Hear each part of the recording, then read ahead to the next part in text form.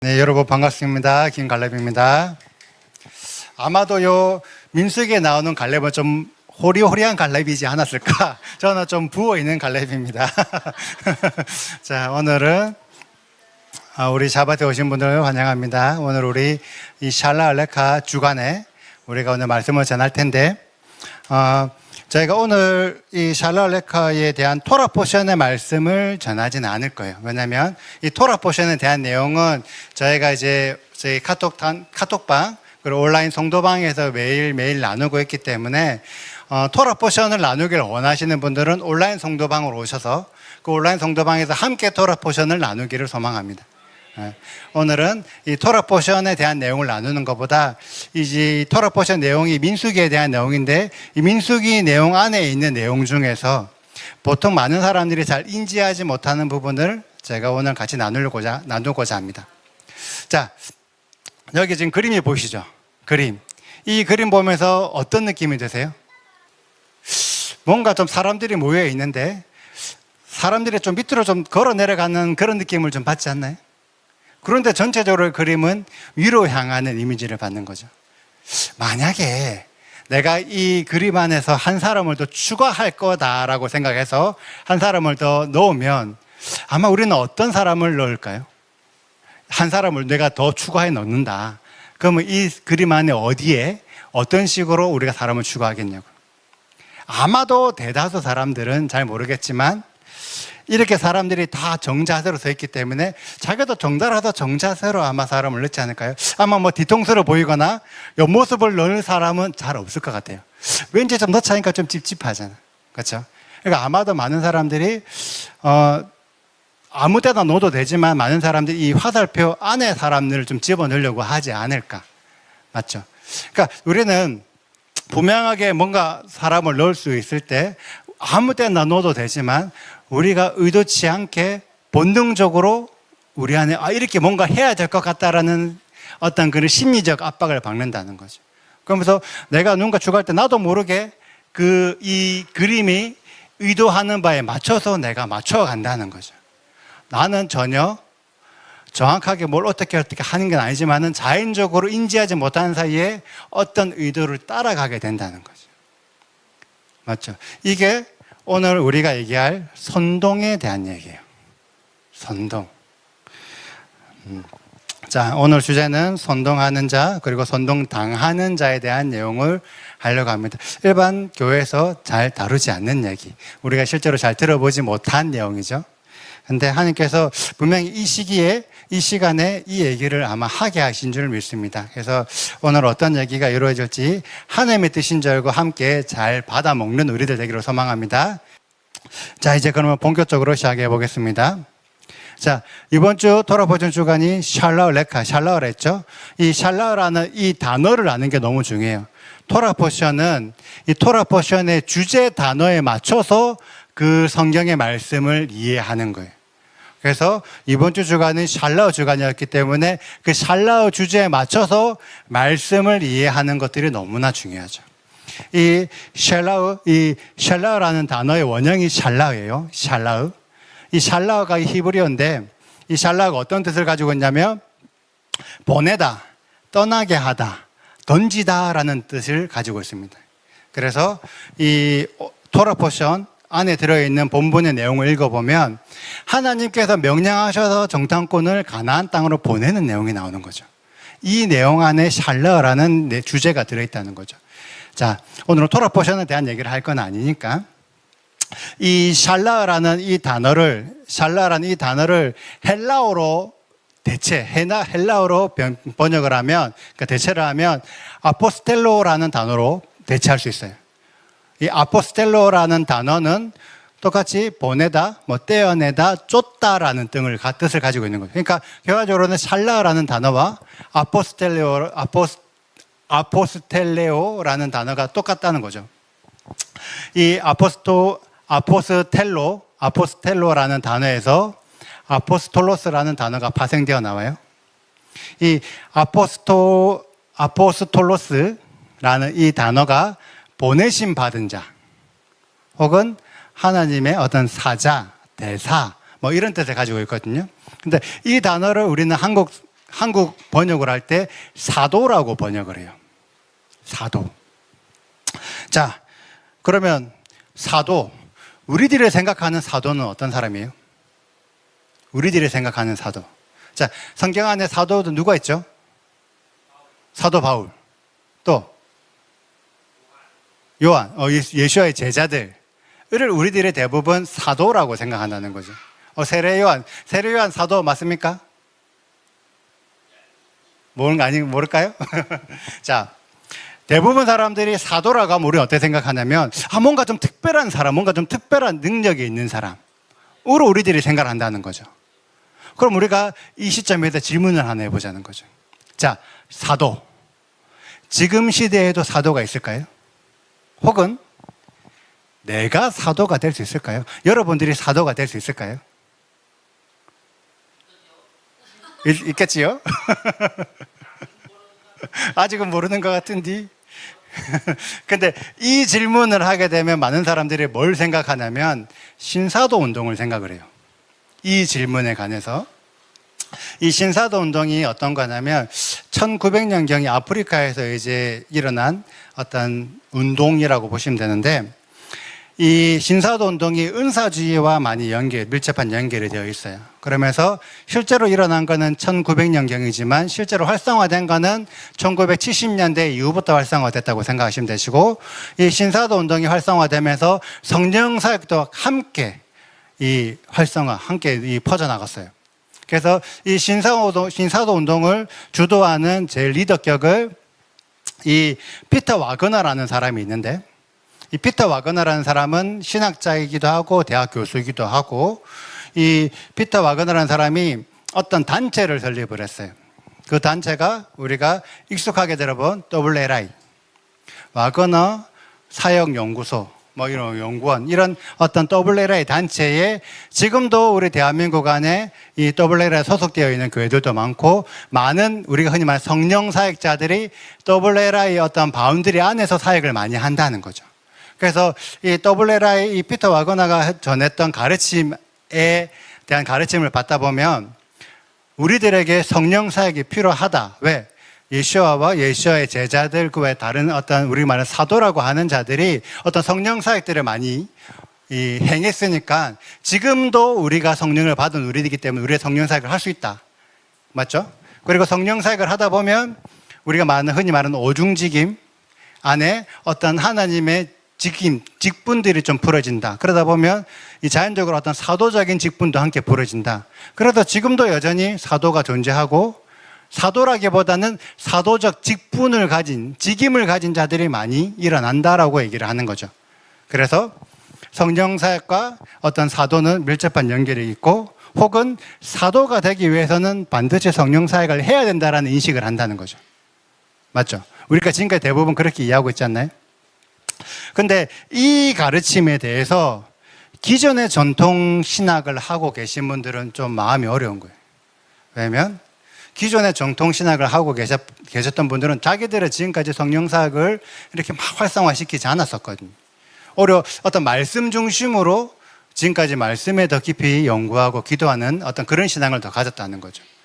그러다 보니까 이렇게 계속 성령 사역하는 자들이 많아지고, 특별히 이 성령 사역하는 자들이 성령 사역을 잘 하면 괜찮은데 사고를 많이 치더라는 거지. 그래서 이 성령 사역으로 인한 어떤 문제들도 함께 발생되더라는 거죠. 그러니까 기존의 전통신학 하는 자들 입장에서 뭐예요? 성령 사역 이거 위험한데? 좀 조심해야 되는 것 같은데? 이거 뭔가 이게 과연 진짜 성경적인가? 라고 하면서 이 WLI라든지 어떤 신사도 운동을 하는 자들에 대해서 어떤 이단 시비를 붙기도 하죠. 지금도 여전히 어떤 성령 사역하는 자들에 대해서 어떤 색안경을 끼거나 혹은 어떤 이단 시비를 하는 자들도 있어요. 하물며 실제로 지금도 교회들 중에서는 방언조차 못하게 하는 교회들도 있어요. 맞죠? 근데 우리는 한 번쯤 생각해 보자는 거예요. 분명히 성령이 일하신다고 생각하고 성령이 일하시는 거고, 분명히 성경 안에 어떤 사도적인 역할들을 많이 행했는데 성령 사역을 하고 사도적인 어떤 직분을 행하는 것들이 과연 진짜 이단일까? 진짜 잘못된 걸까? 왜 사람들이 이런 얘기를 할까? 이상하지 않아요? 하나님의 일인데. 근데 이 문제가 왜 발생되는지를 우리가 한번 생각해 봐야 돼요. 자, 이러한 문제가 발생됐던 가장 근본적인 이유가 뭐냐면 말씀을 내 의미로 상상해서 해석했기 때문이에요. 이런 생각 해보셨어요? 내가 지금까지 말씀을 상상해서 해석하고 있다고 생각해 보셨어요? 아무도 그렇게 생각한 자가 없었을 거라는 거라. 그런데 이게 왜 임의로 상상해서 해석한다고 제가 얘기를 하냐면, 아까 사도라는 이 단어를 예를 들어서 제가 한번 설명해 볼게요. 사도가 아포스톨로스라는 단어라 그랬죠? 이 아포스톨로스, 이 헬라어는 그 헬라, 그리스, 헬라, 로마 그 시대 당시에서는 군사적 용어로 사용되었어요. 군사적 용어로. 그래서 이 로마 제국이 많은 나라들을 점령하면 확장했지 않습니까? 그러면서 로마 사람들이 이 속국을 만들면서 자기들의 어떤 사람들을 파견시키는 거죠. 통치권, 외교권, 판결권을 부여해서 파견시키는 거예요. 그러면서 어떤 로마의 통치를 받는 자들을 계속 보내면서 그 통치권을 넓혀가는 거죠. 그렇게 해서 보내진 자들에 대해서 아포스톨로스라는 단어를 썼어요. 그래서 총독이라든지 어떤 대사, 용사, 어떤 그런 전령, 이런 사람들을 아포스톨로스라는 단어를 사용했는데, 그 당시에는 이 단어가 어떤 군사적으로 쓰는 일반적인 단어였다는 거죠. 일반적인 의미. 그러면서 어떤 종교적 의미로는 거의 사용되지 않았었다라는 거예요. 근데 우리가 성경을 볼 때 성경 안에서 이 단어가 80배 가량 사용되었어요. 그러면 이 성경을 기록했던 이 저자, 그 예수와의 제자들 혹은 사도 바울이 종교적 의미로 이 단어를 썼을까요? 군사적 의미로 이 단어를 썼을까요? 이 시대 당시에는 이 단어가 군사적 용어였으니까 당연히 어떤 군사적인 측면으로 이 단어를 썼을 거라는 거예요. 맞죠? 그런데 지금 이 성경을 해석하고 있는 우리들은 이 사도라는 단어를 어떻게 해석하죠? 종교적인 의미로 해석하고 있는 거예요. 글 쓴 사람은 군사적인 의미로 썼는데 해석하는 사람이 지금 우리가 이거를 종교적으로 해석하고 있으니까 분명히 잘못된 해석일 수도 있다. 언어학적으로 봤을 때. 안 그런가요? 자, 이 단어를 군사적 의미로 해석을 하면 어떤 황제든 혹은 어떤 지휘관이든 어떤 상사의 임무를 받아서 파견된 자예요. 그러니까 우리식으로 해석을 하자면 어떤 사명자라는 뜻으로 볼 수 있죠. 그런데 이 단어가 구약으로 어떤 히브리적인 단어, 히브리어로 보면 샬라흐라는 거죠. 샬라흐. 그러면 구약 안에서도 하나님께서 수많은 자들을 보내셨다는 거죠. 선지자를 보내시고 선견자를 보내시고 혹은 하나님의 천사를 보내시고 하나님의 사자를 보내셨잖아요. 그러면 그들이 우리들이 신약에서 생각했던 사도라는 자들인 거예요. 보내심 받은 자. 맞죠? 지금까지 많은 자들은 사도하니까 예수와의 제자 혹은 사도 바울이 사도라고 생각했는데 이 생각 자체가 우리가 상상해서 잘못 해석했던 단어라는 거예요. 원래의 단어는 구약에서부터 하나님께서 계속 보내셨던 그들이 이 사도들이었다는 거죠. 어때요? 조금 충격적이지 않아요? 이렇게 우리가 지금까지 이해하고 있었다는 그 사실 자체가 충격적이라는 거죠. 자, 그러면 이때 다시 한번 돌아가 볼게요. 질문. 지금 시대에도 사도가 있을까요? 내가 사도가 될 수 있을까요? 왜? 하나님이 나를 감동을 주시거나 명성을 주시거나 뭘 해서 내가 하나님의 뜻을 행하면 사도 맞잖아요. 언어학 측면으로 사도가 맞다고요. 맞죠? 내가 하나님의 감동받아서 내가 하나님 뜻을 행하는 어떤 사명의 자리에 나아간다. 내가 언어학적으로 사도가 맞다고요. 자, 여기 계신 분들 한 사람 한 사람 다 사도임을 축복합니다. 어때요? 마음이 막 들뜨잖아. 아, 너무 좋아. 어우, 예, 나 사도야. 자, 미안하지만 앞에 계신 분은 사도는 아니지만 옆에 계신 분은 사도입니다. 기분이 어때요? 나는 사도는 아니지만 내 옆에 사람은 사도래. 아씨, 뭐야, 이 짜증나게. 마음이 답답하잖아. 거시기 하잖아. 이 생각 하나가, 이렇게 생각하는 이 발상 하나가 우리의 어떤 오해에서 비롯됐다는 거예요. 여기 계신 분들 혹은 지금도 모든 자들이 하나님의 부르심을 받을 수 있고 하나님의 부르신 대로 사명을 감당할 수 있을 줄 믿습니다. 그럼 우리 모두가 다 언어학적인 측면에서 하나님의 보내심을 받은 자, 샬라우, 아포스로스, 사도적인 직분, 사도적인 부르심을 감당할 수 있습니다. 아멘. 자, 오늘은 이런 얘기들을 조금 할 거예요. 지금까지 우리가 생각을 잘 해보지 않았었던 얘기들. 자, 이러한 관점으로 이번 주 토라 포션의 사건을 보면 이번 주 토라 포션 안에는 12명의 정탐꾼이 가나안을 정탐하는 내용이 나와요. 그러면 이 12명의 정탐꾼이 각 지파의 지휘관들이었고 리더들이었고 이들이 그래, 내가 리더니까 내가 대장이니까 내 혼자서 한번 가나안 땅 한번 갔다 와볼게 해서 간 게 아니라 하나님께서 명령하셔서 이들을 보내라고 해서 보낸 거죠. 맞죠? 그러면 이 12 정탐꾼들 사도입니까? 사도 아닙니까? 사도죠. 맞죠? 근데 이 12 정탐꾼을 우리가 사도라고 인정하기에는 왜 찝찝해? 왜 찝찝해? 이 12명의 정탐꾼이 어떤 보고를 해서 이게 어떤 결과를 나온지가 우리가 아니까. 그래서 왠지 사도라고 말하기, 왜 우리가 지금까지 생각했던 사도는 뭔가 좀 대단한 사람이었는데 이들은 조금 우리가 봤을 때는 조금 아쉬운 사람들이니까 이들을 사도라고?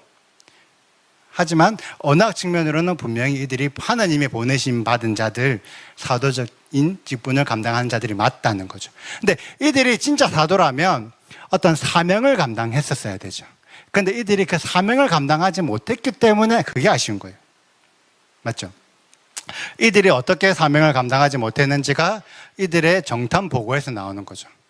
근데 이 정탐 보도가 10명의 이 갈렙과 여호수아는 이 정탐이나 보고를 잘했으니까 제외하고 이 10명의 정탐꾼의 보고가 과연 진짜 믿음 없는 잘못된 보고였을까? 우리는 지금까지 이 정탐꾼들이 진짜 믿음 없다고 생각했다는 거죠. 과연 이 정탐꾼 보고가 진짜로 믿음 없는 잘못된 보고였을까 확인을 한번 해보자는 거죠. 자, 구체적으로 한번 보면 이들이 40일 동안 가나안 땅을 정탐했어요. 40일 동안 정탐해서 돌아오면서 이 증거를 가져왔어. 과일을 가져와서 야, 이 땅은 이런 땅입니다 라고 사람들한테 이제 보고하기 시작하는 거죠.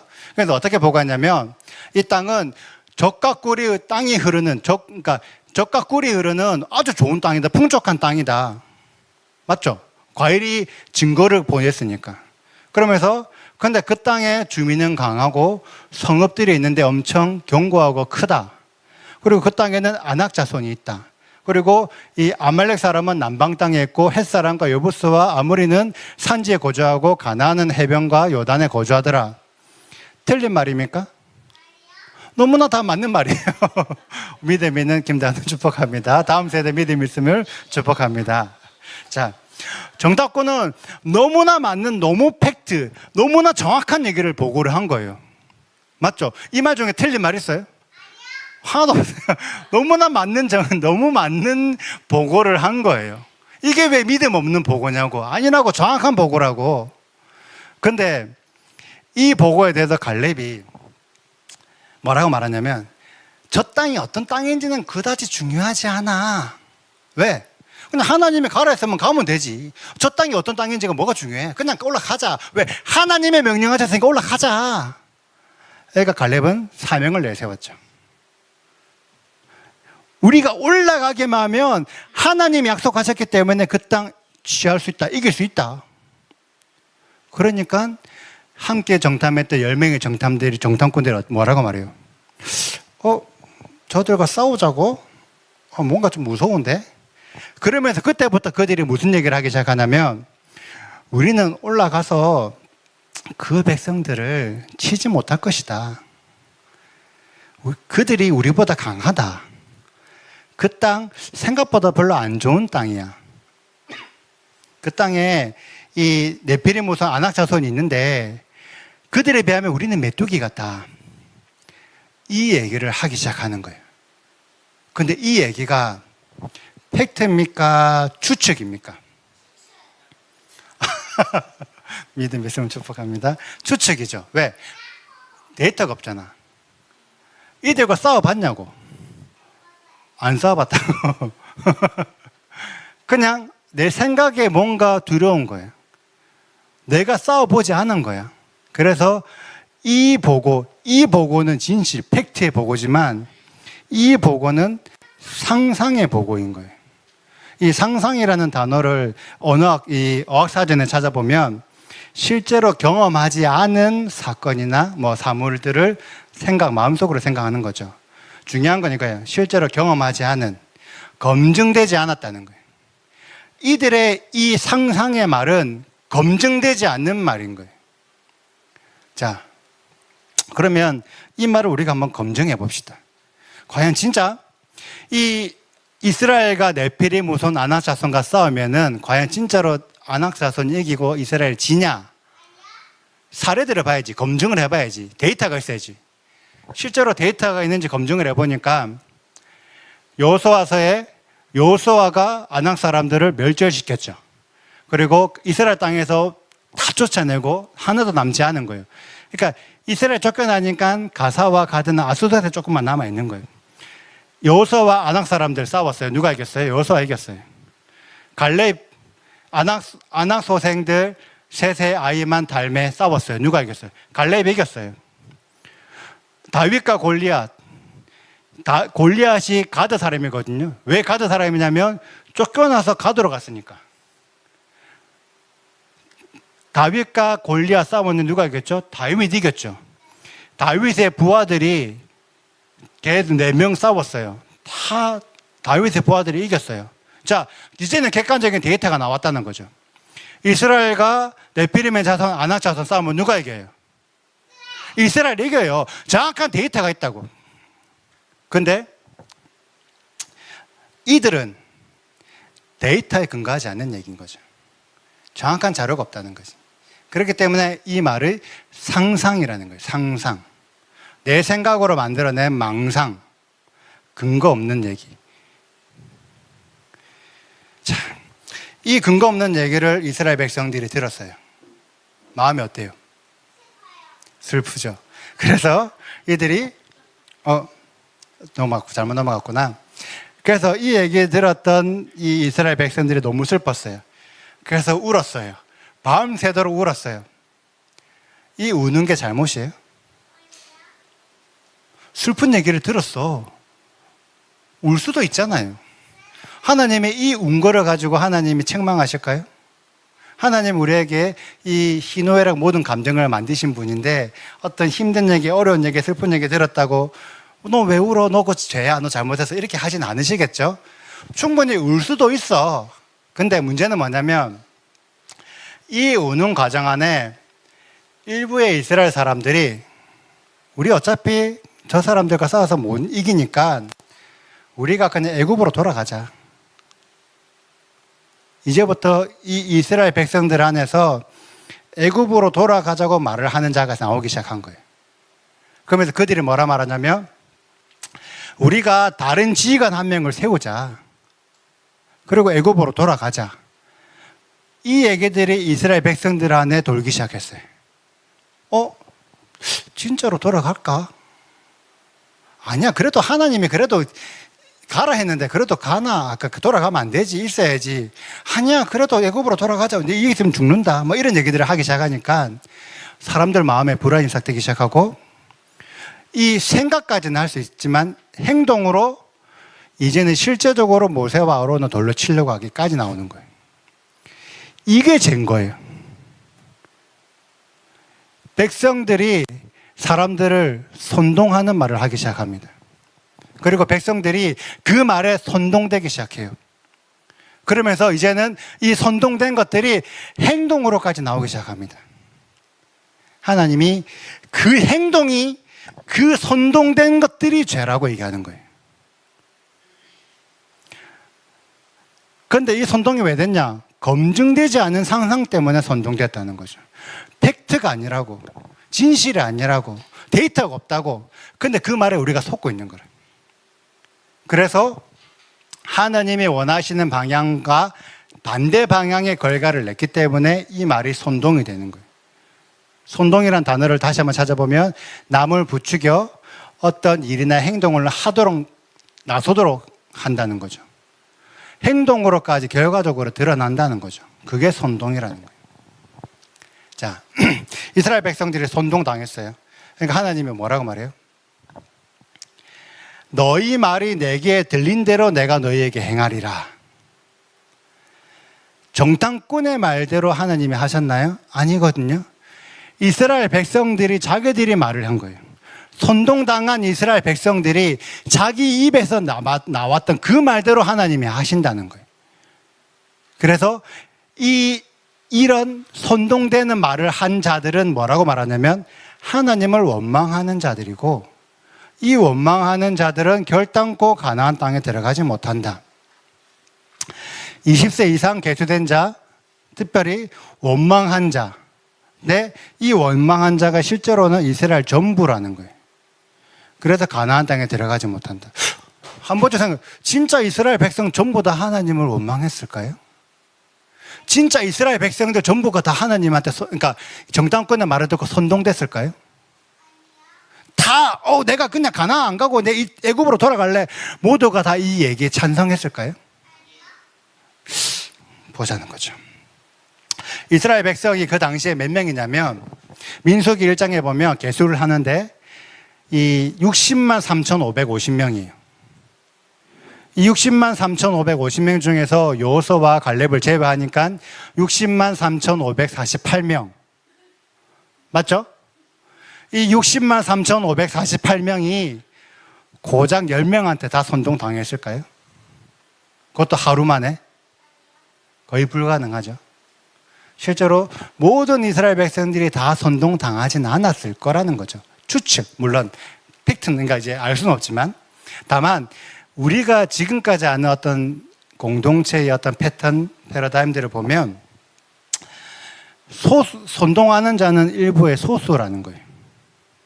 그리고 이 소수의 선동에 일부가 동조하기 시작해요. 그리고 대다수 사람들은 이 선동하고 동조하는 일에 침묵합니다. 우리가 흔히 아는 어떤 조직, 구조, 공동체, 패턴이 그렇죠. 자, 오늘 우리 샤bat 끝나고 밥 뭐 먹으러 갈까요? 하면 대부분 사람들이 그냥 아무거나 먹으러 가자, 아무거나. 이게 침묵이라는 거예요. 아무거나 먹으러 가자. 그럼 어때요? 아무거나. 저기 더 날 더운데 냉면 먹으러 갈까요? 그래, 냉면 먹으러 가자. 이렇게 되는 거죠. 맞죠? 대부분 사람들은 침묵하고 실제로 말을 하는 사람은 소수라는 거죠. 그런데 결국 그 소수의 의견이 대다수가 침묵하기 때문에 전체 의견으로 결정이 되는 거예요. 이게 우리 어떤 인간의 어떤 조직, 어떤 단체, 어떤 공동체의 특징이라는 거예요. 이스라엘 백성도 동일하다는 거예요. 60만 3,548명 모두가 다 애굽으로 돌아가겠다고 결정한 게 아니라 실제로 돌아가겠다 말한 자는 소수였고, 거기에 일부의 사람들이 동조했는데 대다수 사람들은 침묵했다는 거예요. 근데 그 의견이 하나님의 관점으로 봤을 때는 그거는 전체의 의견이 돼버린 거예요. 왜? 침묵했잖아. 일반적인 우리가 생각이면 아니야, 왜 애굽으로 가? 가나안 땅으로 가야지라고 갈렙에 동조하는 자가 나와야 되잖아. 많은 자들이 그걸 안 했다고요. 그 죄 때문에 하나님께서 이스라엘 백성 전부 다 가지 못한다라고 얘기하는 거예요. 그런데 여기서 재밌는 사실이 하나 있는데, 그럼 하나님께서 이스라엘 백성들한테 너희들 가나안 땅에 가지 못하고 다 죽을 거야 라고 얘기했잖아요. 그럼 하나님이 이스라엘 백성을 죽이셨을까? 하나님이 이스라엘 백성을 죽였죠. 그런데 몇 명을 죽였냐면 정탐하고 돌아와서 그 땅을 악평한 자들, 재앙으로 죽였어요. 즉 10명의 정탐꾼들을 하나님께서 죽이셨는데 왜 죽이셨냐? 분명히 그들이 사도라고요. 사명을 받은 자들이라고. 근데 그 사명을 감당하지 못하고 오히려 사명을 막았어. 사명에 반대되게 했어. 그 죄 때문에 하나님께서 그들을 죽이시는 거예요. 근데 실제적으로 하나님이 실제로 죽인 거는 10명이고, 근데 하나님이 나머지 사람들도 다 가나안 땅에 들어가지 못하고 다 죽을 거야 라고 얘기했죠. 그럼 나머지 이스라엘 백성은 어떻게 죽었어요? 하나님 죽이셨냐? 아니죠. 자, 말씀을 계속 보면 모세가 얘기했죠. 너희들 아무도 가나안 땅에 들어가지 못한다라고 얘기를 하니까 이스라엘 백성들이 너무 슬퍼가지고 다음날 아침 일찍 가갖고 내가 잘못했습니다. 내가 하나님 말씀을 안 지켰네. 내가 잘못했습니다라고 내가 오늘 다시 올라갈게요 라고 우리 입장에서는 회개하는 일들이 있었죠. 우리가 범죄했습니다. 하나님 우리가 잘못했어요. 하나님 명령대로 할게요. 사명대로 할게요. 열심히 회개했어요. 근데 모세가 뭐라고 말하냐면 회개 소용없어. 너 왜 이제 또 하나님의 여호와의 명령을 어기려고 하냐? 우리의 어떤 신앙인들 많은 자들이 회개를 엄청나게 중요하게 생각하죠. 그래서 어떻게 회개 기도 막 하루에 3시간씩 4시간씩 막 8시간씩 회개하고 이런 걸 하잖아요. 근데 중요한 건 뭐냐면 회개는 그렇게 오랫동안 하는데 정작 하나님 명령대로는 하지 않아요. 그래서 모세가 뭐라냐면 아무리 너희가 회개한다고 해도 실제로 너희가 명령을 지키지 않기 때문에 소용이 없어. 하나님 뭐라 그래요? 순종이 제사보다 낫다. 제사는 속죄제라는 거죠. 네가 암만 속죄하려고 회개하려고 제사를 드려도 말 안 들으면 소용없어. 순종이 낫다고. 아멘. 실제적으로 하나님 명령을 지키지 않았기 때문에 너희들은 형통하지 못할 것이다. 그래서 너희가 만약에 지금 올라간다고 한들 진다. 너희 못 이긴다. 아말렉과 가나안과 싸우면 그들의 칼에 너희들이 망한다. 진다라고 얘기하는 거예요. 그러니까 이스라엘 백성이 어떻게 했냐면 그들이 그래도 산꼭대기에 올라갔다는 거예요. 억지로 올라갔다. 근데 우리는 한글 번역으로서는 그래도라고 되어 있지만 이 성경 원어에는 그래도라는 단어가 없어요. 성경 원어로는 뭐라고 기록되어 있냐면 아팔이라고 그래요. 아팔이라는 단어가 어떤 뜻이냐면 부풀다, 부풀게 하다, 과장되다 이런 뜻이에요. 자, 일반적인 사람들, 우리 일반적인 상식 안에서 자기들이 범죄했어. 모세한테 가서 하니까 모세가 가지 마라 그랬어. 너희 못 이긴다 그랬어.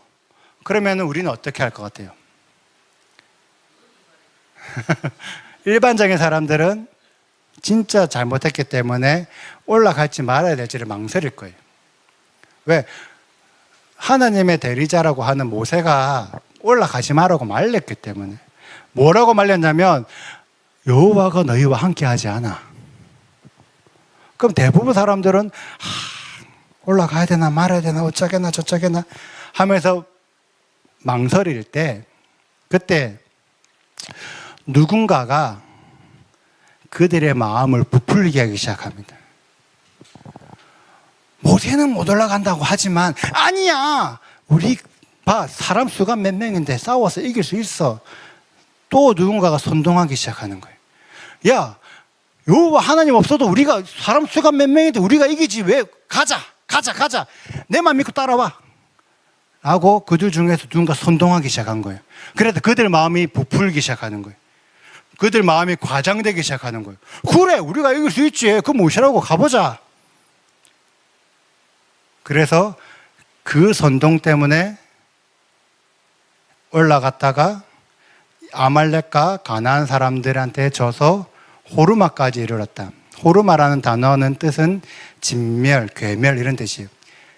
결과적으로는 그 선동되어서 올라갔던 자들이 아말렉과 가나안 자손들에게 거의 전멸 상태가 될 정도로 패배했다는 거예요. 이스라엘 백성들을 누가 죽였어요? 하나님이 죽였어요? 그럼 누가 죽였어요? 아말렉과 가나안이 죽였어요. 그들이 왜 죽었어요? 이스라엘 백성들이 선동당해서 죽었어요. 모세 말 듣고 올라가지 않았으면 그들이 그때 죽지는 않습니다. 또 어떠한 선동 때문에 죽게 되는데, 올라가자, 아말렉과 가나안 우리가 이스라엘 이길 수 있어, 이 말이 과연 팩트일까? 진짜 이길 수 있을까요? 그런 데이터가 있나요? 검증되었습니까? 검증되지 않았으면 그 말은 상상인 거죠. 자, 모세가 얘기했어요. 너희 아말렉과 가나안 못 이길 거다. 이 말은 상상일까요? 팩트일까요? 검증을 해봅시다. 자, 이스라엘이 아말렉과 가나안을 싸우면 어떻게 될까? 출애굽기 17장에 보면 이 무리바에서 이스라엘 사람들이 하나님을 대적한 다음에 이 아말렉이 이스라엘을 뒤에서 공격합니다. 그러면서 모세가 뭐라 말하냐면, 모세가 손을 들면 이스라엘이 이기고 손을 내리면 아말렉이 이기더라라고 성경에 기록이 되어 있어요. 이 시기는 아까 그 가네스 바네아 그 전 시기죠. 이미 모세는 아말렉과 싸워본 데이터가 있는 거예요. 그래서 손을 들어서 여호와가 이스라엘을 도와주면 아말렉을 이기지만, 손을 내려서 여호와가 도와주지 않으면 아말렉에게 진다라는 정확한 데이터가 가지고 있는 거예요. 이 데이터 안에서 너희 올라가면 질 거야. 모세가 그냥 하는 얘기가 아니라고, 정확한 데이터 안에서 얘기했다고요. 그런데 이스라엘 백성들, 혼동하는 자는 아니야, 이길 수 있어 라고 거짓 상상, 망상을 한 거죠. 이게 왜 망상이냐? 실제로 가나안 족속들과 싸워봤거든요. 사사기에 보니까 쫓아내지 못했고 다 쫓아내지 못한 거라. 실제 데이터로 못 이긴 거예요. 맞죠? 우리가 성경을 말씀 볼 때 100% 검증을 해볼 필요가 있어요. 많은 사람들이 하나님의 음성을, 이 모세가 하나님의 음성을 들어서 이스라엘 백성들한테 가지 못한다라고 어떤 영적인 얘기를 했다라고 생각하는 사람들이 있어요. 우리가 지금 많은 사람들이 하나님의 음성을 듣는데 그 음성을 어떤 초자연적인 어떤 음성으로 듣는 자들이 있어요. 현실성이 없는 초자연적인 음성. 그런 음성 이루어질까요? 초자연적인 음성, 현실성이 없는 음성은 이루어지지 않아요. 왜? 팩트, 어떤 근거, 검증되지 않는 말이기 때문에. 예를 들어서 누군가가 우리 사모한테 예언을 하는 거예요. 사모, 당신 피아노를 잘 치게 될 거야 라고 예언을 했어요. 예를 들어서 엄청나게 뛰어난 피아노 연주가가 될 거야 라고 예언을 했어요. 그래서 그 사모가 그 예언을 받았어. 믿었어. 그런데 아무것도 안 한다면 피아노 연주자가 될 수 있습니까? 안 돼요. 초자연적으로 막 기적적으로 피아노 연주를 할 수 있다? 못합니다. 그들도 피아노가 갑자기 쳐지지만 그 이후부터 자기들이 연습을 해야 돼. 아무것도 피아노 한 번 안 만져본 사람이 초자연적으로 될 수 없다고요. 어떻게든 피아노를 만져보고 연습해보고 이렇게 해보고 저렇게 해보고 갑자기 피아노가 쳐지게 되면 그때부터 다시 피아노를 계속 치는 거예요. 이런 과정들이 있었기 때문에 뛰어난 피아노 연주가가 되는 거지, 그냥 밑도 끝도 없이 초자연적으로 되는 게 아니라고요. 하나님 예언들이 그냥 초자연적으로 이루어지지 않는다고. 모세도 그런 식으로 예언하지 않았다는 거예요. 정확한 데이터나 근거나 뭔가에 대한 어떤 자료들이 있었기 때문에 얘기를 하는 거지, 우리 하나님의 음성을 듣는 자들이 명확하게 뭔가에 검증된 예언을 해야 돼요. 절대적으로 검증되지 않는 초자연적인 예언을 내뱉으면 안 됩니다. 오늘 말씀이 그 얘기를 숨겨서 얘기를 해주는 거예요. 자, 분명히 이스라엘 백성들이 자료로 객관적인 데이터 검증을 해보니까 이스라엘 백성들이 아말렉과 가나안을 못 이긴다라고 얘기를 나왔어요. 이 얘기를 과연 이스라엘 백성들이 이 얘기들을 과연 무조건 다 몰랐을까? 그냥 모든 백성들이 다 선동당해서 이길 수 있다라고 올라갔을까요? 그건 아니라는 거죠. 아까 선동하는 자는 일부고 나머지 많은 사람들은 침묵했다는 거죠. 그러면 침묵했는데 따라 올라가서 죽은 자들도 있을 거 아니에요. 그럼 그들이 얘기하겠지. 나는 안 올라가려고 했는데, 나는 싸우면 못 이길 것 같아서 안 올라가려 했는데, 자꾸 누가 선동을 해가지고 내가 어쩔 수 없이 따라갔다. 많은 사람들이 그냥 가니까 나도 그냥 등 떠밀려서 갔다. 나는 그냥 속은 거지. 나는 잘못 없잖아. 이거는 나는 그냥 속아서 내가 피해당한 난 피해자야. 이거는 절대 내 잘못이 아니야. 라고 하는 자들이 분명히 있겠죠. 그렇죠. 과연 이 선동한 자는 분명히 잘못이 있겠지만 선동당한 자들은 과연 진짜 잘못이 없을까?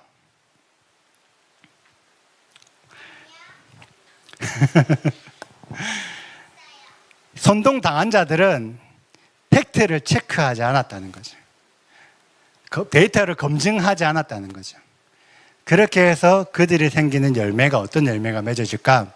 호세아서에서는 그런 얘기 있어요. 내 백성이 지식이 없는 거로 망하는도다. 그러면서 어떤 제사장들의 죄에 대한 책망을 하는 얘기 나오고, 그러면서 하나님께서 뭘 하시냐면, 내가 이 제사장들을 버려서 제사장 되지 못하게 만들어서 이 제사장이 일반 백성들과 동일하게 될 것이다 라고 얘기를 하면서 이들의 행실대로 벌을 하겠다. 하나님께서 결국 이 제사장의 행실과 일반 백성들의 행실이 똑같아질 것이다 라고 얘기를 하는 거예요. 왜? 하나님을 아는 지식이 없기 때문에. 이 백성들이 지식이 없기 때문에 선동하는 자, 물론 말씀이 조금 다를 수 있겠지만 선동하는 자의 죄와 선동당하는 자의 열매, 어떤 죄가 다를까? 물론 처음에는 다를 수가 있어요. 그런데 계속 선동하는 자가 얘기를 계속 하기 시작하는 거예요. 선동하는 자가 계속 얘기를 하기 시작하고 그 얘기를 듣는 자, 선동당하는 자가 그 얘기를 계속 듣기 시작하면 어느 순간에선가 선동하는 자와 선동당하는 자의 생각이 같아집니다. 그래서 생각이 같아지기 때문에 그들의 행동이 같은 행동이 나오기 시작해요. 처음에는 이들이 그냥 누군가 속아서 혹은 그냥 따라가서 그냥 행동을 했을지언정 시간이 지나면 결국 그들의 행동은 같아지기 때문에 선동하는 자의 죄와 선동당하는 자의 열매가 동일하다고 성경에서는 얘기를 해요. 하나님 관점에서는 그들의 죄가 동일하다는 거예요. 자, 선동당하는 자는 선동하는 자에 대해서 자기의 의견을 침묵했다는 거죠. 그리고 선동하는 자가 하는 말을 검증하지 않았어요. 그래서 어떤 결정이 이루어졌을 때 이 결정이 잘못된 결정이라 할지라도 그 잘못된 결정에 저항하지 않습니다. 그렇기 때문에 이 선동당하는 자는 선동하는 자의 결정에 동의하는 자가 되어버려요. 이게 지금 우리 사회에 너무나 만연하게 퍼져져 있다는 거예요. 자, 그냥 하나의 예만 들어볼게요. 어떤 정치적인 예를 들면 우리나라는 어떤 정치 성향이 지금 현재로서는 양갈래로 나눠져 있잖아요. 어떤 좌성향 혹은 우성향, 진보 성향, 보수 성향, 어떤 확실하게 어떤 성향이 나눠져 있잖아요. 분명히 누군가는 자기 어떤 정치 성향을 가지는 거죠. 그래서 그 어떤 특정 정당의 어떤 사람들을 지지하기 시작합니다. 지지하고 선거 때 뽑아주고 하다 보면 이 사람이 어떤 특정 정당에 가입되지 않아요. 소속되지 않았어. 어떤 특정 정당의 정치인은 아니야. 그런데 이 사람의 성향은 자연적으로 그 정당의 성향과 똑같아지죠. 어떤 정당에 소속되지 않더라도 누군가는 어떤 사람은 민주당에 소속 아니지만 민주당이고 어떤 사람은 국민의힘이 아니지만 국민의힘과 똑같은 결정을 하게 되는 거예요. 맞죠? 선동하는 자와 선동당하는 자는 결과적으로는 같은 소속을 가지는 게 맞는 거죠. 자, 이런 어떤 관점을 지금 교회에 한번 대입을 해볼게요. 지금 교회 어때요? 많은 교회들이 어떤 교회 안에 직분자, 어떤 목사님들이 주로 얘기하는 얘기들을 일방적으로 거의 듣는 경우가 많죠. 그러면서 들으면서 그 얘기들에 대해서 같아부터 어떻다 저떻다라고 얘기를 하지 않습니다. 침묵하는 형태의 말씀을 듣는 경우가 많아요. 그리고 이 말씀을 들은 말씀에 대해서 진짜 성경에서 그러한지를 검증하지 않아요. 그러다 보니까 결과적으로 성도들은 침묵하고 교회는 어떤 목사님이나 리더자들이 원하는 방향으로 교회를 이끌어 가죠. 설사 그 교회의 결정이 잘못될지라도 성도들은 그것에 대해서 반박하지가 않아요. 그러면 이 교회에 대한 잘못은 목사님의 잘못인가요? 성도의 잘못인가요? 네? 모두의 잘못이죠. 그렇게 해서 교회가 원래 말하는 게 아닙니다. 어떤 특정 교회가 자기도 모르는 사이에 어느 순간 WCC, WA, NCCK 이런 데 가입을 해 있어요. 교단 차원으로. 목사님은 그런 어떤 종교 통합에 동조하지 않아요. 하지만 그 교회와 그 교단은 그 어떤 소속 단체에 가입을 해요. 성도들은 그거를 잘 몰라. 왜? 관심이 없어. 하지만 그 교회는 그런 소속 단체, 종교 통합 단체에 소속돼 있어. 그러면 하나님 보시기에 그 성도는 종교 통합에 동참한 겁니까? 동참하지 않은 겁니까? 동참한 거예요. 설사 당신들이 아무것도 모르고 당신들이 아무런 어떤 의견을 피력하지 않았지만 결국 그 공동체에 그 교회 안에 소속되어 있고 그 교단 안에 소속되어 있는 것만으로도 당신은 동일한 열매를 가지고 있다 라고 하나님의 관점으로는 얘기를 하는 거예요. 저는 동성애 이런 거 저는 뭐 종교 통합에 대해서 저는 뭐 이런 거 1도 관심이 없는데요. 너 왜 관심 없었냐? 너 왜 지금까지 침묵했고? 너 왜 지금까지 그 의견에 저항하지 않았냐? 하나님께서 그 부분을 책망하시기 때문에 동일한 죄를 지었다고 하나님께서는 판단하실 거라는 거예요. 그렇기 때문에 선동당하는 자들도 결국 피해자가 아니다. 선동당하는 자들도 결과적으로는 자기 선동당한 것들에 대한 책임을 져야 된다는 얘기를 드리고 싶어요. 자, 이 선동인 이 시대에도 그 과거 그 민수기 이 시대에도 선동이 있었죠.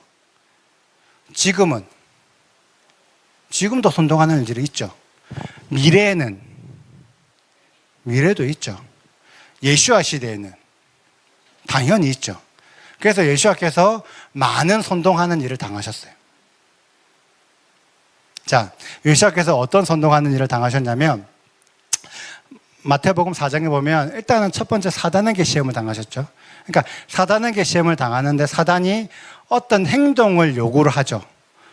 예수와께서 뭘 해라, 뭐 독을 떡으로 만들고 뭘 하라, 어떤 뛰어내려라 행동을 요구하기 때문에 이 영역은 사단의 선동이라고도 볼 수 있는 거예요. 근데 이런 사단의 선동에 대해서 예수와는 정확하게 말씀 안에서 대적하셨죠. 그래서 예수와는 사단의 선동에 넘어가지 않았어요. 왜 넘어가지 않느냐? 예수와는 정확한 어떤 말씀의 기준이 세워져 있어서 누가 뭐라고 한들 중요하지 않은 거예요. 그냥 예수와의 그냥 그 말씀 그 기준만 따라가셨던 거예요. 그러니까 선동되지 않죠. 그런데 가룟 유다는 성경에 보면 가룟 유다가 사단이 가룟 유다에게 예수를 팔 생각을 넣었더라. 가룟 유다에게 사단이 들어가서 이런 얘기가 있다는 거죠. 그러니까 결국은 가룟 유다는 어떻게 보면 사단에게 선동이 되었다는 거죠. 선동이 되어서 이제 예수를 팔면은 돈을 어떻게 받거나 이런 얘기들을 한 거죠. 그러면 가룟 유다는 어찌 보면은 사단의 선동을 당한 거잖아요. 그러면 왜 하나님이 가룟 유다를 지켜주지 않았을까요? 그러면 하나님의 가룟 유다가 사단에게 유혹당하고 사단에게 선동당하는 것을 막아주지 않았기 때문에, 지켜주지 않았기 때문에 하나님 잘못인가? 혹은 가룟 유다는 착한 자였는데 사단이 선동했으니까 사단이 잘못한 자인가? 물론 사단이 잘못한 거 맞지만 가룟 유다는 과연 책임이 없냐라고 봤을 때 가룟 유다가 이를 허락하고 예수를 무리가 없을 때 넘겨줄 기회를 찾더라. 가룟 유다도 자기도 행동으로 이 일을 동조한 거예요. 맞죠? 그래서 가룟 유다가 죽었는데 이 가룟 유다의 죽음은 하나님의 책임이 아니고 사단의 책임이 아니고 자기 자신의 책임이에요. 자기가 그 일에 동조했기 때문에 결국 그 책임을 면피할 수 없는 거죠. 지금 많은 어떤 믿는 자들이 막 하다가 뭔가 좀 잘 안 되고 넘어졌어. 뭐 일하다가 뭐 넘어졌어. 잘 안 됐어. 실패했어. 그럼 대부분 뭐라 그랬어요? 사단에게 시험 당했다고 얘기하지. 사단이 날 넘어뜨렸다. 나는 진짜 잘하려고 했는데 사단이 날 방해했어. 야, 이 연약한 인간이 사단을 어떻게 이겨? 그 사단이 잘못한 거잖아. 나는 잘못 없어. 라는 대부분 자세를 취하는 거죠. 근데 절대 이 모든 잘못을 사단에게 전가할 수 없어요.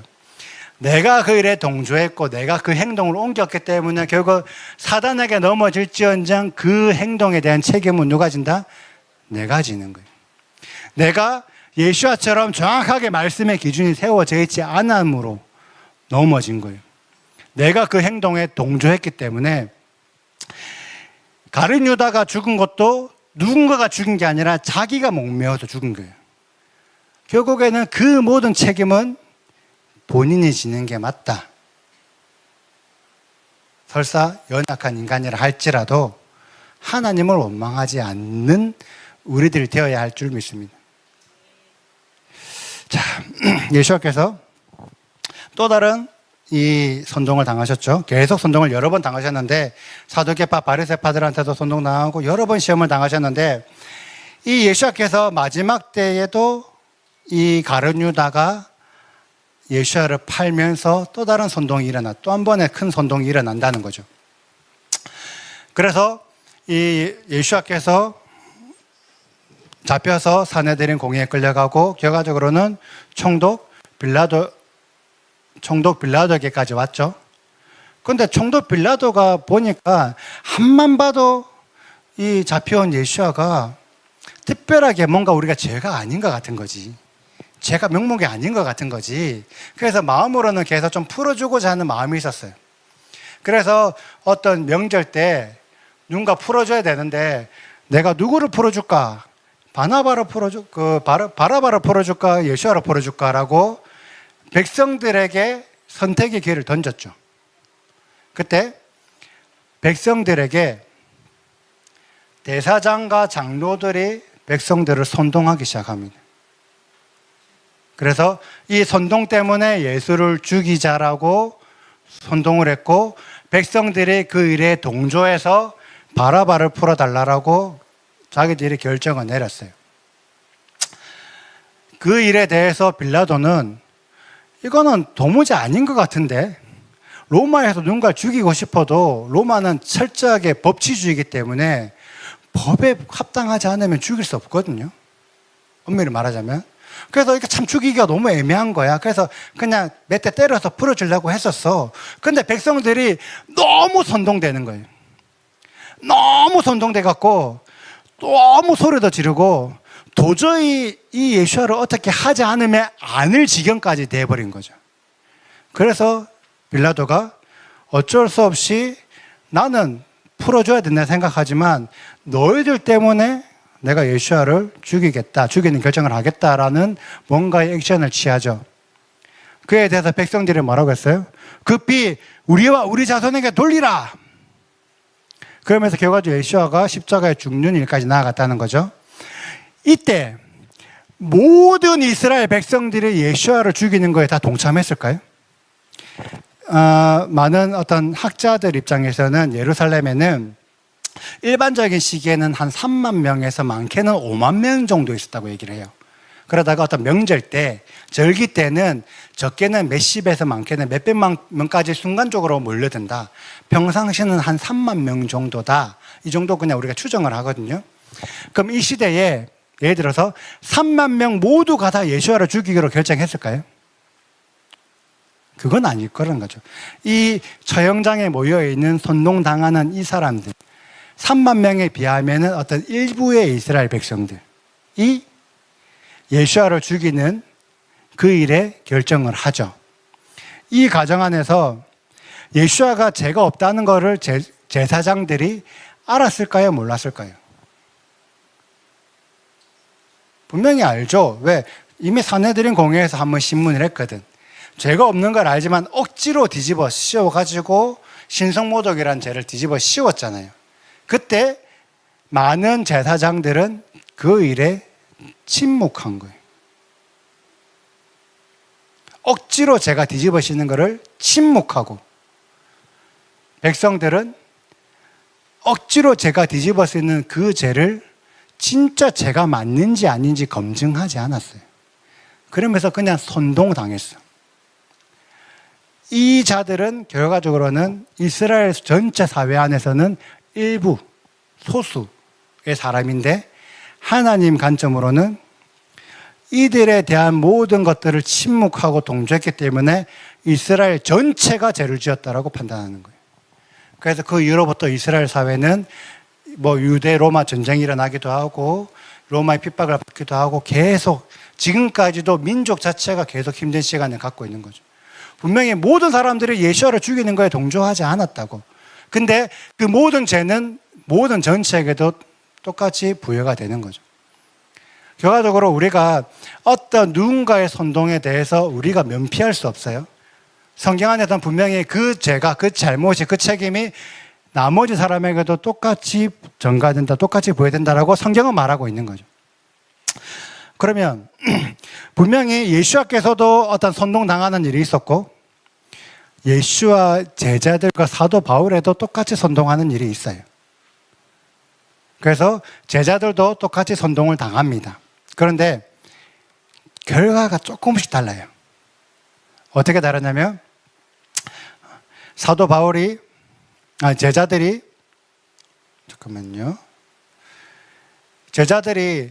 예수 안에 죽은 자의 부활이 있다고 백성들한테 가르쳤어요. 성경의 말씀 안에서는 맞는 말이죠. 맞죠? 성경 안에서는 맞는 얘기잖아. 이 맞는 얘기를 하는 거를 사두개인들은 싫어한 거예요. 왜? 자기들은 부활을 믿지 않으니까. 그래서 근거 없이 그들을 잡아가뒀어요. 근거 없이 제자들을 잡아가둬서 그들에게 어떤 죄를 물어야 되는데, 이 제자들 근처에 병 나은 사람들도 있고, 예루살렘의 많은 자들이 이 제자들이 어떻게 했는지를 알고 있는 거예요. 그러니까 이 사두개파 혹은 관리들이 백성들 때문에 그들을 어떻게 하지 못하는 거예요. 아까 예수와 때는 많은 자들이 선동당하고 그 선동당한 것들에 대해서 많은 자들이 침묵했다면, 이번에는 이 제자들이 억울하게 선동당했을 때 다수의 백성들이 깨어 있었어요. 그러니까 소수의 사두개인들이 선동할 수가 없게 되는 결과가 나오는 거예요. 백성들이 깨어 있으니까 선동이 안 되네. 그리고 사두개인 입장에서는 어떻게 죄를 묻지 못하고 풀어졌잖아요. 그러니까 좀 있다가 또 잡았어. 또 잡은 거예요. 왜 잡았냐면 마음의 시기가 가능해서. 뭔가 죄가 있어서 잡은 게 아니라 그냥 마음이 어려워서 그냥 짜증나서 잡았다고.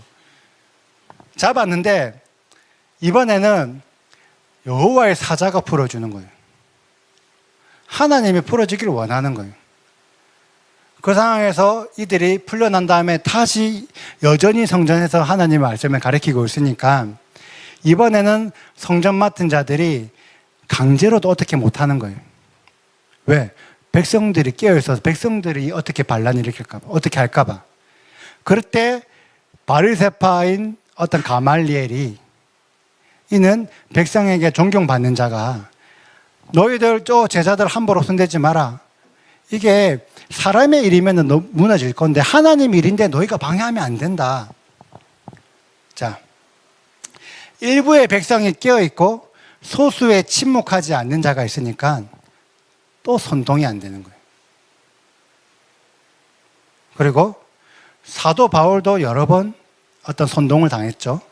사도 바울이 이제 3차 전도 여행을 끝내고 이 성전에 왔는데, 이 이방에 있는 무리들이 막 사도 바울을 충동하고 선동하기 시작하는 거예요.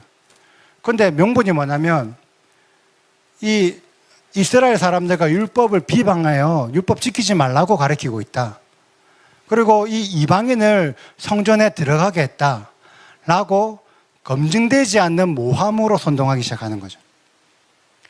그러면서 이 사도 바울이 잡혔을 때 왜 자기가 이런 일을 했는지에 대한 해명을 하기 시작하는 거예요. 이 해명을 했는데도 백성들은 전혀 그 해명을 듣지 않아요. 여전히 사도 바울을 죽이려고 해요. 근데 사도 바울은 여러 차례 해명을 합니다. 해명을 하는데 그냥 해명하는 게 아니라 정확한 데이터, 팩트 체크. 내가 이런 일 했고, 이렇게 했고, 정확하게 어떤 근거 안에서 해명을 해요. 그러니까 어느 순간에선가 백성들이 선동할 수 없는 상태가 되어버리는 거예요. 수차례 검증을 해야 돼요. 팩트 체크하고 검증을 하니까 사람들이 선동되지가 않는 거예요. 그 전에 많은 자들은 침묵하고 동조하고 묵인하고 체크 검증하지 않으니까 선동되었다면, 일부 깨어있고 자기 소리를 내고 계속 팩트 체크를 하니까 선동되는 일이 없어지는 거예요. 자, 지금 시대도 선동하는 자들은 여전하게 일어나고 있습니다. 선동 누가 하고 있을까요? 누가 선동을 할까요? 생각해 봅시다. 만약에 내가 선동당하는 입장인데 나의 어떤 반대편에 내 적이, 내 원수가 나를 선동하려고 해. 예를 들어서 내 적이 나한테 막 선동하면 내가 그 사람 말을 들을까요?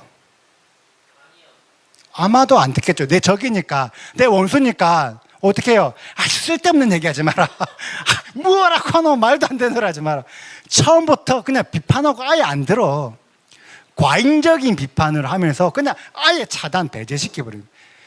적이 나를 선동하면 선동이 안 돼. 근데 선동하는데 내 가족이, 내 친구가, 내 동료가 나를 선동해. 아내한테 우리 오늘 치킨 먹을래? 오늘 치킨 먹을까? 100% 선동돼요. 왜? 만약에 아내가 싫어하는 사람이 치킨 먹자 그러면 안 먹겠죠. 가족이니까 100% 먹어요. 아는 사람이니까 쉽게 선동되는 거죠. 맞죠? 치킨은 답이지. 치킨은 진리지, 그래. 그러니까 아는 사람, 내 편, 나에게 속한 사람이 선동하면 거의 무비판적으로 수용하고 동의하게 돼요. 그래서 선동이 쉬워요. 이게 선동의 기본 전략이에요. 이게 아주 기본적인 기본이에요. 이 전략을 내 적을 모를까? 나를 대적하는 내 적과 내 원수들은 이 전략을 모를까요? 당연히 알지. 기본 중에 기본인데 이걸 모르는 사람이 어디 있어?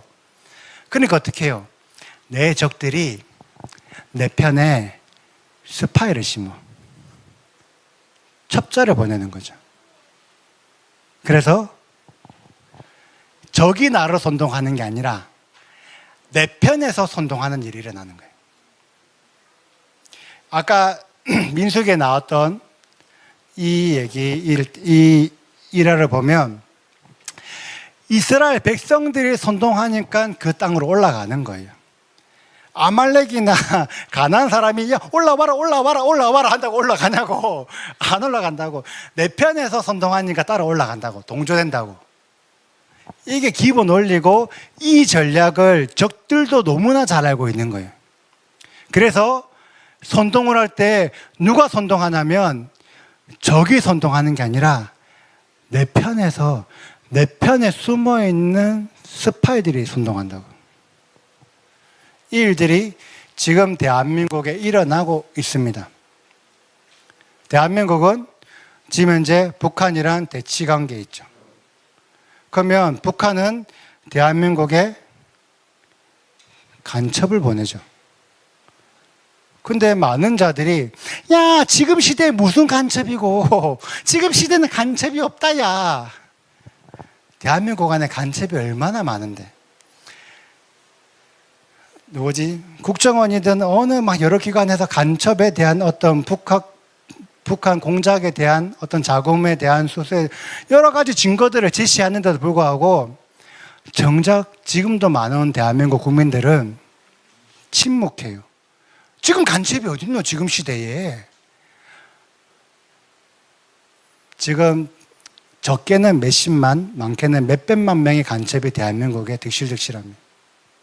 그들이 뭘 하고 있어요? 대한민국 곳곳에서 선동하는 일을 하고 있어요. 그런데 많은 자들이 이 선동하는 게 선동인지를 모르고 있는 거예요. 자, 우리는 누군가가 선동하는 일이 있다는 것을 만약에 인지를 하게 됐다. 누가 선동하는 일을 나를 선동할 거야 라고 한다면 누가 나를 선동하겠느냐? 내 편에 속한 자들이 선동해요. 그래서 우리들은 어떻게 해야 되냐? 내 편에 속한 자들이 하는 주장에 대해서 검증해야 돼요.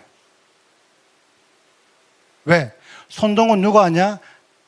내 편에서 선동하기 때문에. 그런데 많은 자들이 이거에 대한 얘기를 하지 않고 적이 자꾸 내 원수가 다른 사람이 자꾸 선동할 거야 라고 자꾸 생각하면서 내 편에 속한 자들에 대한 것들은 침묵하고 있다는 거죠. 이게 지금 대한민국이 처해져 있는 상황이에요. 전 세계 많은 나라들이 대한민국 보면서 엄청 위기의 상황이라고 얘기해요. 너무너무 위험한 상황이다. 그런데 정작 대한민국 사람들은 자기들이 위험한지 몰라. 왜? 내가 봤을 때 지금 북한은 대한민국을 쳐들어올 힘이 없거든. 내 생각에. 맞죠? 근데 이미 오래전부터 위쪽에서는 대한민국을 침공할 준비를 오랫동안 해오고 있죠. 어떤 식으로? 내 편에 사람을 심어두는 것으로. 그래서 이 대한민국 안에 얼마나 친북, 종북 세력들이 많은지를 몰라요. 근데 지금 대부분 사람들이 이 얘기에 대해서 아무 얘기를 안 하고 있는 거예요. 얼마 전에도 북한에서 지금 오물풍선들이 계속 날라오잖아요. 계속 날라오니까 우리 남한 사람들, 이제 대한민국 사람 어떻게 해요? 이건 안 된다 싶으면서 계속 건의도 안 되니까 대북 확성기를 설치하죠. 그런데 대북 확성기 그 북한에 대해서 자꾸 소리를 내는 라디오나 보내는 거 설치를 하니까 북한이 또 오물풍선 또 날라와. 그럼 우리는 어떻게 해야 될까요? 더 크게 틀어야 돼. 맞죠? 더 크게 틀어야 되는데 우리는 어떻게 했냐면 야야 우리가 더 자극하면 북한들 더 난리 난다. 대북 확성기 철수해라. 철수했잖아요. 누가 북한이 요구해서 철수한 게 아니에요. 대한민국 사람이, 대한민국 정치인들이, 대한민국 군인들이 자진 철거한 거예요. 물론 멀지 않아 다시 틀 거예요. 다시 틀 건데 지금 내부 안에서 북한을 동조하고 지원하고 후원하는 자들이 얼마나 많은지를 우리가 깨달아야 돼요. 우리가 지금 이 시대상 안에서 얼마나 많은 선동을 당하고 있는지를 우리가 알아야 돼요. 그런데 이 선동은 특정 누가 하고 있는 게 아니에요. 예를 들어서 민주당이 뭐 어떤 선동을 하고 있다? 아니요. 국민의힘이 선동을 하고 있다? 아니요. 둘 다 하고 있다고. 둘 다 하고 있는데 누구한테 하냐면 자기 편에 속한 자들에게 선동하고 있다고.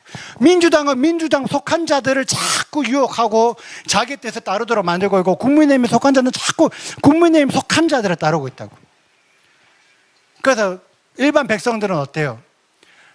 아무 생각 없이 그냥 민주당을 무조건 따라하고 아무 생각 없이 국민의힘 무조건 따라한다고. 근데 하나님은 결과적으로 그 책임을 따라가는 자들에게도 동일하게 묻겠다는 거예요. 민주당이 득세해서 민주당이 만든 법안은 당연히 민주당에 속한 자들도 그 법안 안에 들어가는 거고, 국민의힘 당이 만든 법안 안에 당연히 국민의힘에 속한 자들도 그 법안의 통치를 받게 되는 게 당연한 거죠. 자, 이게 우리 대한민국이 처한 현실이기도 하지만 한편으로는 전 세계 사람들이 처한 현실이기도 해요. 지금 특별하게 이 선동당하는 일을 많이 당하는 자가 누구냐면 이스라엘.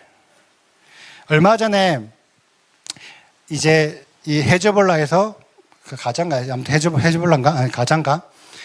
어디 그 헤즈볼라나 가자에서 누가 자꾸 이제 미사일을 자꾸 날리고 하니까 이스라엘이 대응하는 폭격을 했어요. 대응하는 폭격을 하고 어떤 방어하는 폭격을 했을 때 국경 없는 의사가 한 명 죽은 거예요. 그래서 전 세계가 난리가 난 거예요. 야, 이스라엘아, 너희 공격에 의사가 죽었어. 이 착한 일 하는 자가 죽었어. 너희 너무 잘못한 거 아니야? 전 세계 언론에서 의사를 죽였다는 것들에 대해서 이스라엘을 규탄합니다. 그 이스라엘이 이거에 대해서 해명을 하죠. 그 의사, 국경 없는 의사, 그 사람 하마스 대원이었어. 그 사람 미사일 연구하는 연구원이었어. 낮에는 의사하면서 해명했어요. 그러니까 이 이스라엘을 규탄하던 언론들이 아무 말을 안 해요. 내가 오해해서 미안합니다. 이런 사과도 안 해요. 그냥 이스라엘은 나쁜 놈. 이게 아주 오래 전부터 지금까지 계속 반복되고 있는데 우리나라 안에서 언론, 뉴스, 미디어만 접하니까 그 미디어 말이 우리는 다 맞다고 생각하고 있는 거예요. 그래서 우리 어때요? 지금 대부분 사람들이 이스라엘 지금 8개월 넘게 전쟁하고 있지만 여전히 이스라엘이 잘못됐다고 생각해요. 미국의 대학에 대해서 어떤 대학교에 설문조사를 해보니까 지금도 미국에 있는 20대 어떤 대학생들 중에 한 30-40%가 하마스가 이스라엘을 공격한 적이 없다라고 얘기하는 거예요. 지금도 8개월이 지난 지금도 하마스가 이스라엘을 공격한 적이 없다. 설문조사 결과가. 왜 그럴까요?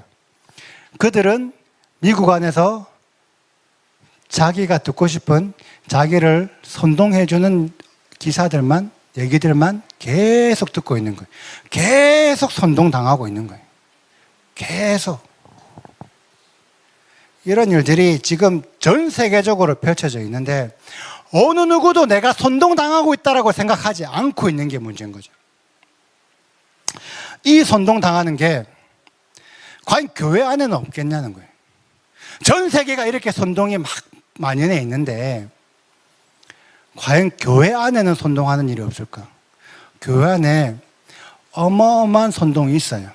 이 선동이 언제부터 있었냐? 과거부터 현재에도 미래에도 있다는 거예요. 왜? 요한계시록에 보면 적그리스도가 나타나고 적그리스도 편에서는 거짓 선지자들이 나타나는데 그 거짓 선지자들은 끊임없이 백성들을 선동해요.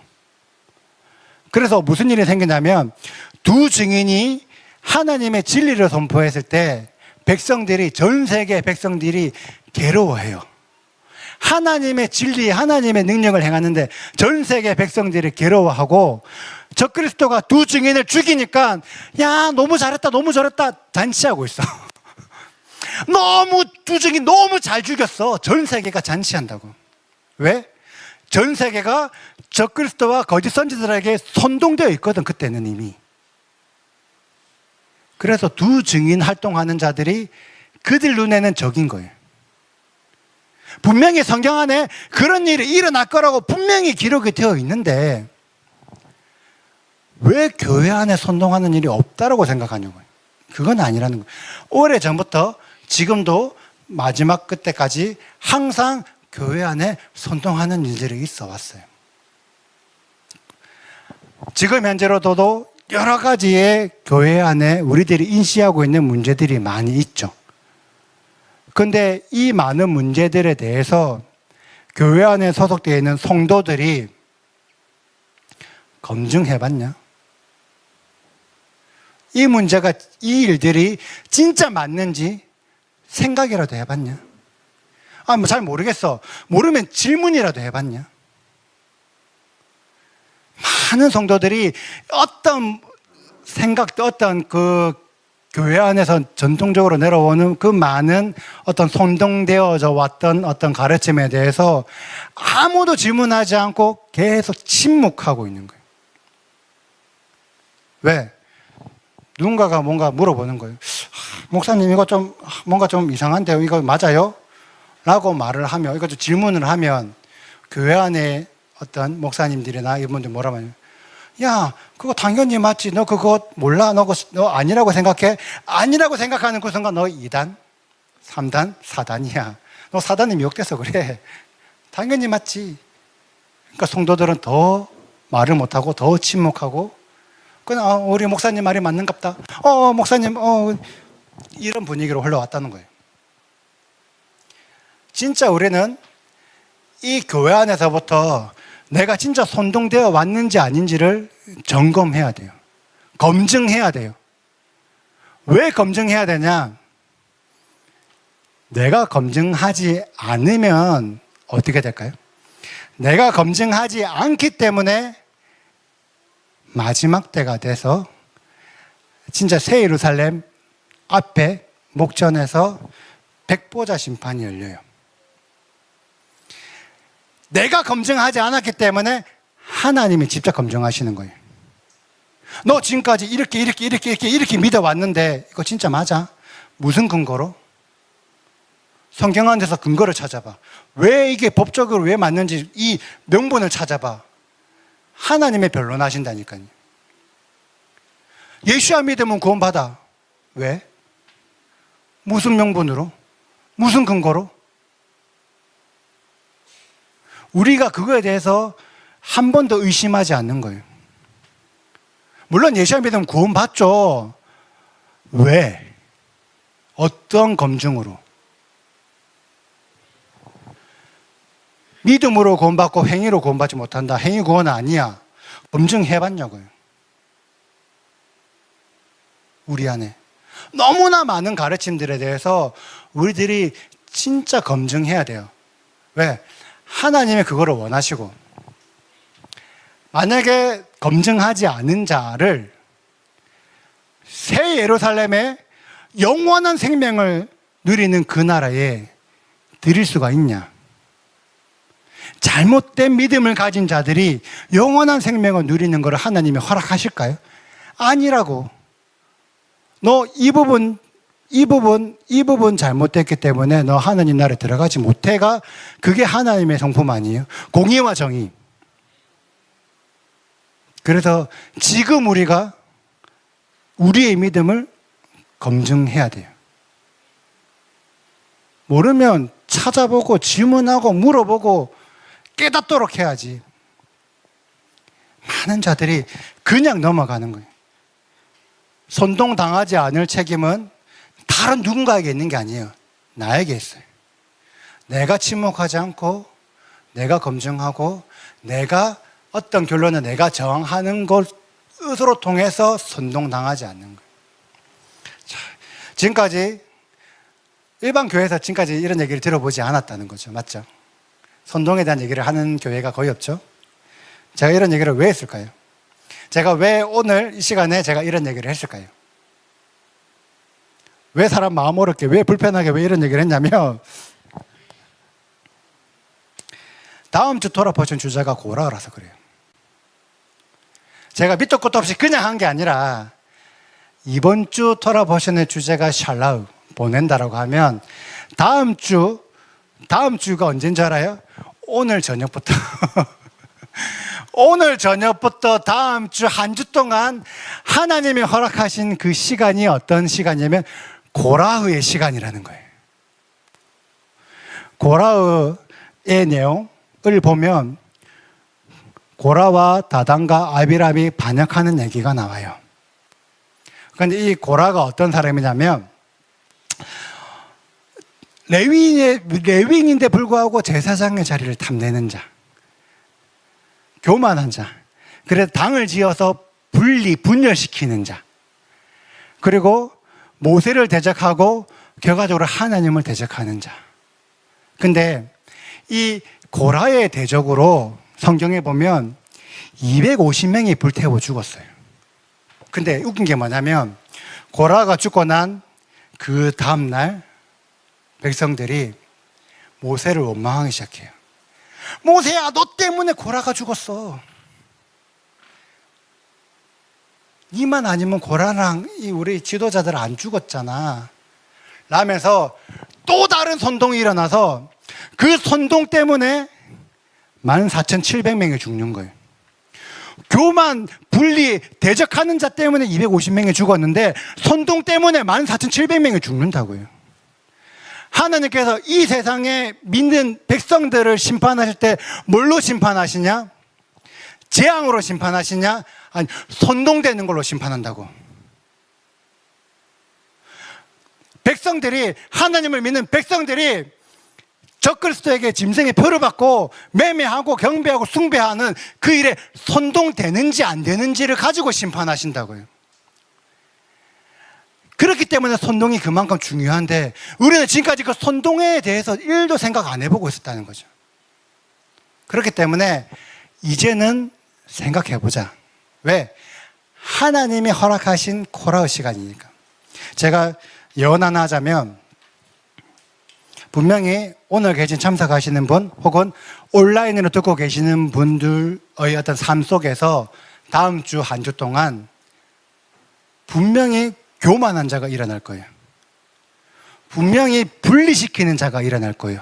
분명히 선동하려는 자가 일어날 거예요. 왜냐? 하나님이 이 일들을 허용해 주는 시간이거든요.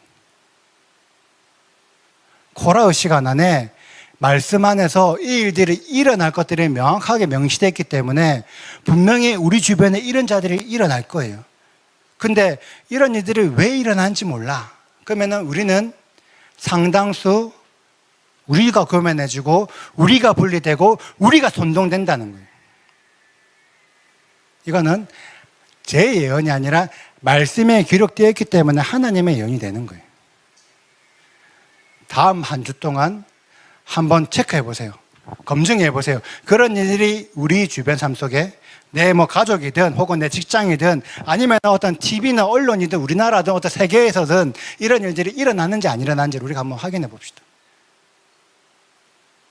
하나님이 허락하신 시간 안에는 그 일들이 일어나요. 그런데 그 일들이 일어날 것들을 아는 자들이기 때문에 대비하는 거예요.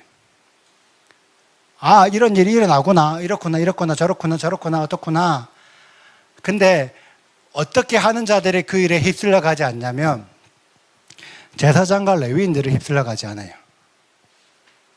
물론 고라도 레위이기 때문에 휩쓸려 가는 자들도 있지만 여기서 말하는 제사장과 레위인은 진짜 하나님의 성전을 온전히 바라보고 있고 하나님 말씀의 기준이 온전히 세워져 있는 자들은 선동되지 않습니다. 오늘 이것 때문에 제가 말씀을 드리는 거예요. 너무나 우리나라 안에, 너무나 전 세계 안에 이런 일들이 너무나 비일비재하게 일어나요. 우리는 이미 이 일들을 이미 몇 년 전에 한번 겪었어요. 언제 겪었냐? 코로나 때. 전 세계가 선동되는 일을 겪었다는 거죠. 자, 코로나 때 많은 자들이 죽었죠. 인정. 많은 자들이 죽은 거 인정. 그런데 코로나 이전부터, 코로나 때부터, 코로나 이후 지금도 매일매일 전 세계에서는 한 16만 명 정도의 인구가 죽고 있어요. 코로나랑 무관하게 매일매일 사람들이 죽고 있어요. 근데 실제적으로 코로나 때 죽은 인구 그 인원을 찾아보면 우리가 생각하는 것만큼 많은 인구가 죽지 않았어요. 왜? 매일매일 16만 명 이상의 사람이 죽고 있기 때문에 통계치가 실제로 코로나 때 우리가 생각했던 것만큼 엄청나게 기하급수적으로 많은 자들이 죽지 않았어요. 근데 코로나가 끝나고 난 이후에 어떤 신신을 만나거나 뭔가 다른 걸 한 그 이후로 전 세계적으로 비정상적으로 더 많은 사람들이 죽고 있다는 거예요. 코로나로 죽은 자보다 코로나 이후에 어떤 부작용으로 죽은 자들이 더 많은데 이 일들이 조만간에 다시 한번 우리 전 세계에 재현될 거라는 거예요. 왜? 사람들을 선동하기 위해서. 그때 우리가 어떤 믿음으로 우리가 어떻게 해야 될지를 깊이 고민하고 결정해야 돼요. 그 결정하는 시간이 다음 주 코라의 시간 안에 말씀 안에 숨어 있습니다. 우리가 하나님의 음성, 초자연적인 음성, 성령, 초자연적인 성령의 어떤 능력 너무 좋지만, 너무 필요하지만, 절대 나쁘지 않아요. 필요하지만 더 근본적인 거는 말씀 안에 답을 찾아야 돼요. 말씀 안에 답을 찾지 못하면 그 이상 어떤 것들이 우리에게 주어져도 우리에게 소용이 없어요. 말씀 안에서 이 어둠의 세상 혹은 우리를 혼란케 하는 세상에서 싸워서 이기는 우리들 되기를 간절히 축복합니다. 선동되지 맙시다. 화이팅! 감사합니다.